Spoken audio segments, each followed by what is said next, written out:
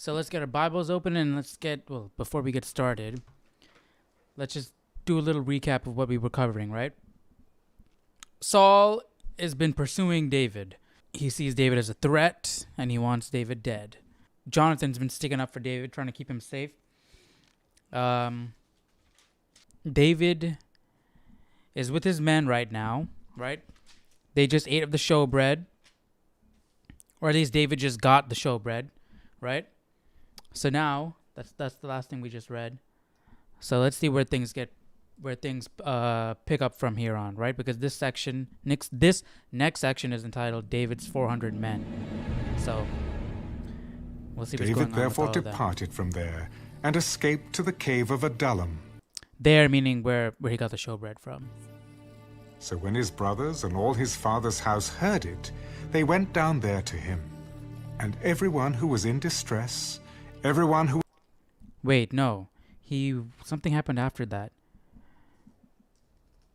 Right, because he got, right, the sword of Goliath. He took the sword of Goliath, which is pretty cool. And then he went to Gath, right? I think he pretended to be like he was insane. He's in Gath right now, right? So, well, not anymore, right? Because they just said he departed from there. So, there we go. Now we know where we're at. Heard it, they went down there to him.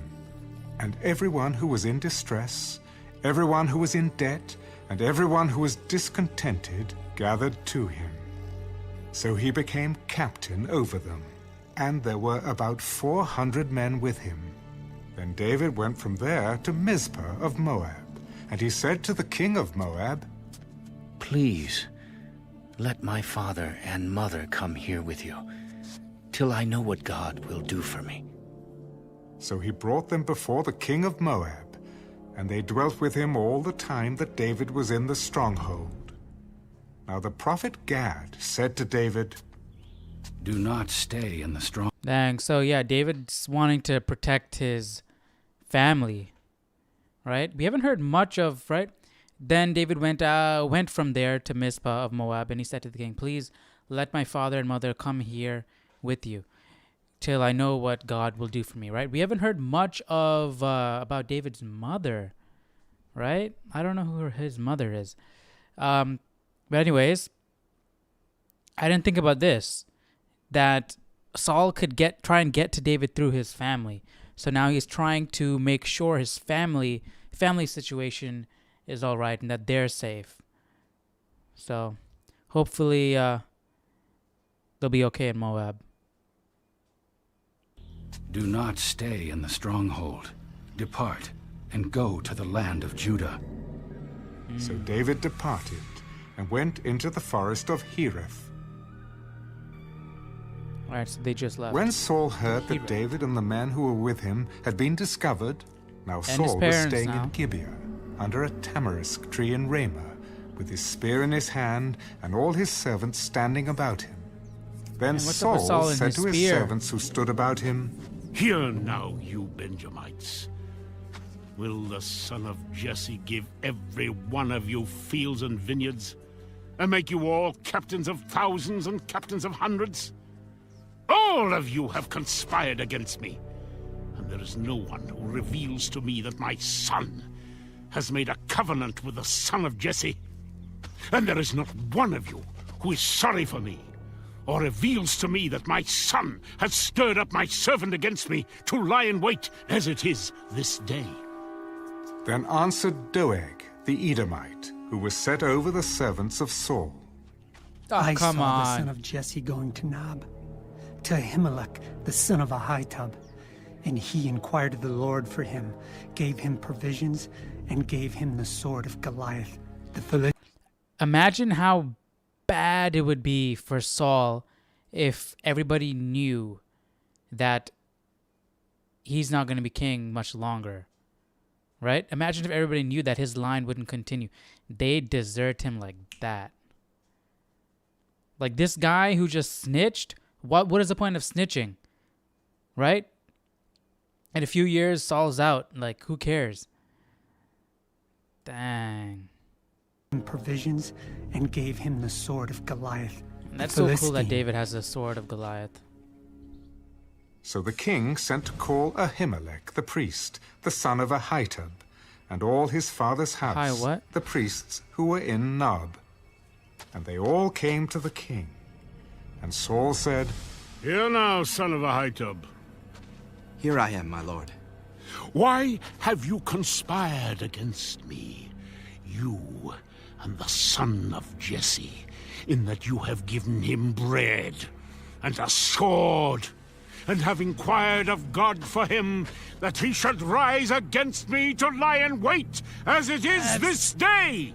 Gotta be John Rhys Davies, among all man. your servants is as faithful as David, who is the king's son-in-law, who goes at your bidding and is honorable in your house? Did I then begin to inquire of God for him? Far be it from me. Let not the king impute anything to his servant or to any in the house of my father. For your servant knew nothing of all this, little or much. You shall surely die, Ahimelech. David, right? David's married to the king's daughter. Like, why would, you know what I mean? Everyone else would be, they wouldn't think anything's going on. And all your father's house. Oh, come on, And the king Saul. said to the guards who stood about him, "Turn and kill the priests of the Lord, because their hand also is with David, and because they knew when he fled and did not tell it to me." But the servants of the king would not lift their hands to strike the priests of the Lord. And the king said to Doeg, "You're going too far, Saul." "You, turn and kill the priests." Oh, come on.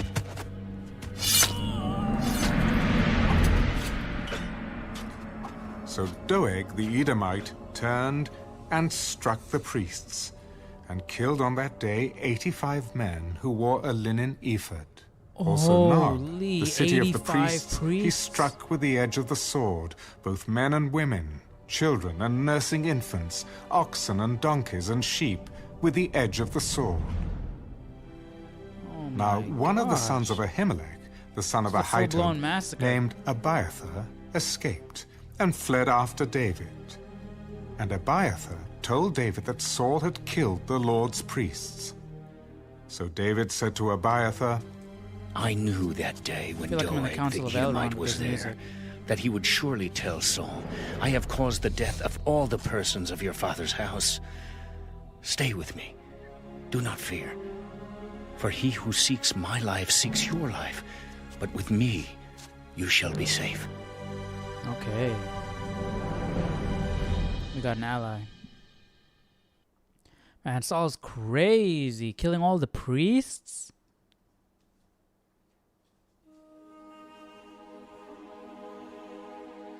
Then they told I wonder what Samuel is going to say when he finds out about that. Holy. David, "Look, the Philistines are fighting against Keilah, and they are robbing the threshing floors."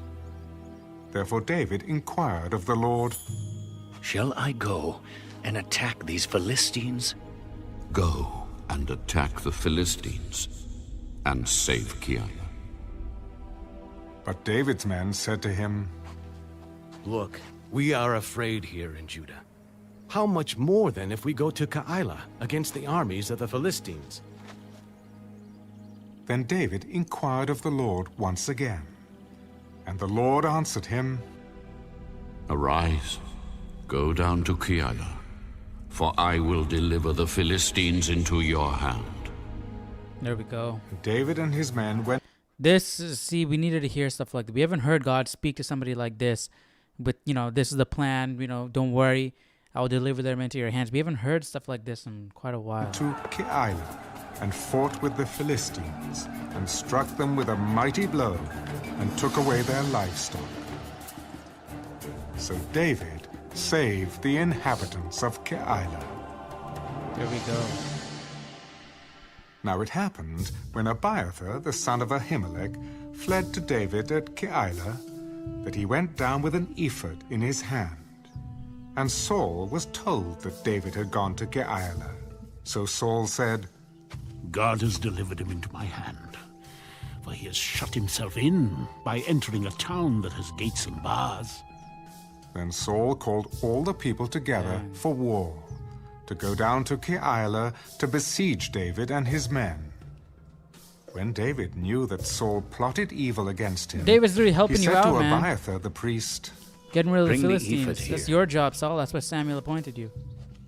O Lord, God of Israel, your servant has certainly heard that Saul seeks to come to Keilah to destroy the city for my sake. Will the men of Keilah deliver me into his hand? Will Saul come down as your servant You has just helped heard? him out. O Lord God of Israel, I pray, tell your servant. He will come down. Will the men of Keilah deliver me and my men into the hand of Saul? They will deliver you. So David and his men, about 600, arose and departed from Keilah and went wherever they could go. Then it was told Saul that David had escaped from Keilah, so he halted the expedition. And David stayed in strongholds in the wilderness and remained in the mountains in the wilderness of Ziph. Saul sought him every day, but God did not deliver him into his hand. So David saw that Saul had come out to seek his life, and David was in the wilderness of Ziph, in a forest. Then Jonathan, Saul's son, arose and went to David in the woods, and strengthened his hand in God. And he said to him, "Do not fear, for the hand of Saul my father shall not find you. You shall be king over Israel, and I shall be next to you. Even my father Saul knows that." All right, so they both Jonathan and Saul know it. They all suspected that David's going to be king. Okay, so that was the motive behind Jonathan's making David promise, right? That all our descendants are going to have each other's backs. So the two of them made a covenant before the Lord. And David stayed in the woods, and Jonathan went to his own house. Then the Ziphites came up to Saul at Gibeah. "Is David not hiding with us in strongholds in the woods, in the hill of Hakeilah, which is on the south of Jeshimon? Now therefore, O king, come down according to all the desire of your soul to come down, and our part shall be to deliver him into the king's hand." Blessed are you of the Lord, for you have compassion on me. Please go and find out for sure, and see the place where his hideout is, and who has seen him there. For I am told he is very crafty. See, therefore, you should know him, man. You and should take know him. knowledge of all the lurking places where he hides, and come back to me with certainty, and I will go with you. And it shall be, if he is in the land, that I will search for him throughout all the clans of Judah. So they arose and went to Ziph before Saul. But David and his men were in the wilderness of Maon, in the plain on the south of Jeshimon. When Saul and his men went to seek him, they told David. Therefore he went down to the rock and stayed in the wilderness of Maon. And when Saul heard that, he pursued David in the wilderness of Maon. Who is snitching? Then Saul went on one side of the mountain, and David and his men on the other side of the mountain. So David made haste to get away from Saul, for Saul and his men were encircling David and his men to take them. But a messenger came to Saul. "Hurry and come, for the Philistines have invaded the land." Therefore Saul returned from pursuing David and went against the Philistines. There we so go. they called that place the Rock of Escape. Then David went up from there and dwelt in strongholds at En-Gedi.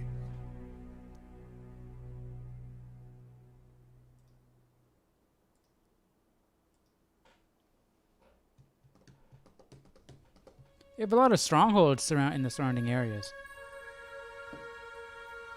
Now it happened When Saul had returned from following the Philistines, that it was told him, "Take note. David is in the wilderness of En-Gedi." Then Saul took 3,000 chosen men from all Israel and went to seek David and his men on the rocks of the wild goats. So he came to the sheepfolds by the road, where there was a cave, and Saul went in to attend to his needs. David and his men were staying in the recesses of the cave.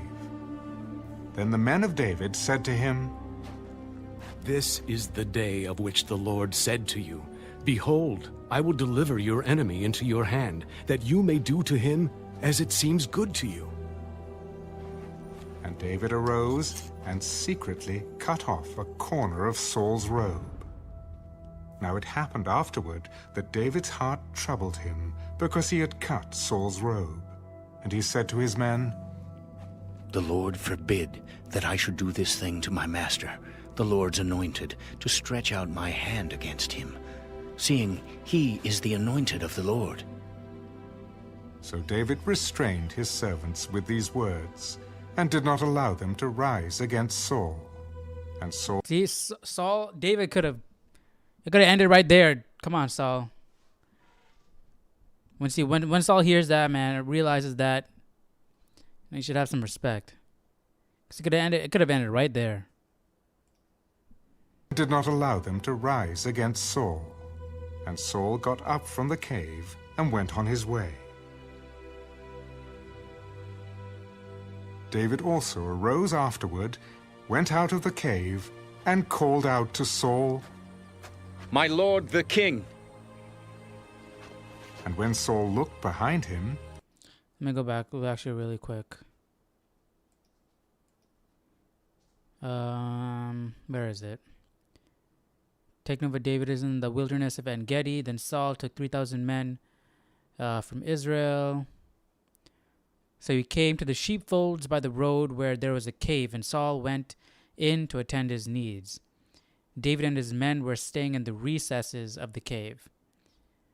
Okay, like in the back end of the cave. So they're both in the same cave, right? I just wanted to point out that all like the times I've heard this story is that David snuck in to Saul's camp, right? But what actually happened here is Saul went to sleep in the same cave that David's camp was already there. So that's kind of funny. But I mean, that's crazy that they didn't see David. That's a miracle in and of itself. David also arose afterward, went out of the cave, and called out to Saul. Imagine Saul hearing that. Literally, he's walking out of a cave, and then he's hearing David's voice from behind him inside the cave.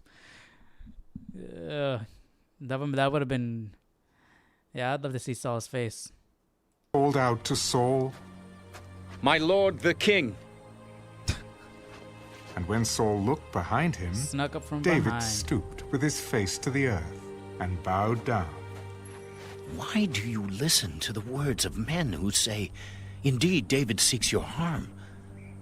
Look this day. Your eyes have seen that the Lord delivered you today into my hand in the cave, and someone urged me to kill you. See, this is even better than all the the movies and stuff that I've seen where David sneaks into Saul's camp, right? Because he had in those tellings, he has a moment to kill Saul, but he chooses not to when he leaves. In this case, he had the entire night to kill Saul if he wanted to. We decided not to. But my eye spared you. And I said, I will not stretch out my hand against my Lord, for he is the Lord's anointed. Moreover, my father, see the corner of your robe in my hand. For in that I cut off the corner of your robe and did not kill you. Know and see that there is neither evil nor rebellion in my hand. And I have not sinned against you. Yet to cut off you his hunt robe and my life to take it. Have him not wake up. Let the Lord judge between you and me. Or Saul took his robe off. And let the Lord avenge me on you. But my hand shall not be against you. As the proverb of the ancients says, wickedness proceeds from the wicked, but my hand shall not be against you. After whom has the king of Israel come out? Whom do you pursue? A dead dog? A flea? Therefore, let the Lord be judge, and judge between you and me, and see and plead my case, and deliver me out of your hand. So it was, when David had finished speaking these words to Saul, that Saul said, Is this your voice, my son, David? And Saul lifted up his voice and wept. Oh, you are okay, good. more righteous than I. I'm still not 100%. For you have rewarded me with good, whereas I have rewarded you with evil. And you have shown this day how you have dealt well with me. For when the Lord delivered me into your hand, you did not kill me. For if a man finds his enemy, will he let him get away safely? Because you're not an enemy.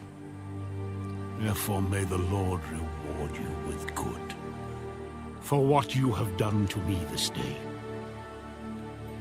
And now I know indeed that you shall surely be king, and that the kingdom of Israel shall be established in your hand. Therefore swear now to me, by the Lord, that you will not cut off my descendants after me, and that you will not destroy my name from my don't worry, father's Jonathan house. Jonathan and David already have a covenant. Your descendants are fine. House. So David swore to Saul, and Saul went home. But David and his men went up to the stronghold. All right, that's good. Hopefully Saul doesn't falter too much after this. I mean, we know he will, but... okay. That's going to be it for today. We finished chapter 22, 23, 24. Tomorrow we'll jump to 25. Ooh, we're about to see a death. The death of a certain somebody. So, we'll check in with that tomorrow. Chapter 25 tomorrow. So, hope you guys enjoyed today's reading. Yeah, it had a good ending. Good ending. So, yeah, I'll see you guys tomorrow for chapter 25. Hope you guys have a nice day. Take care. Bye-bye.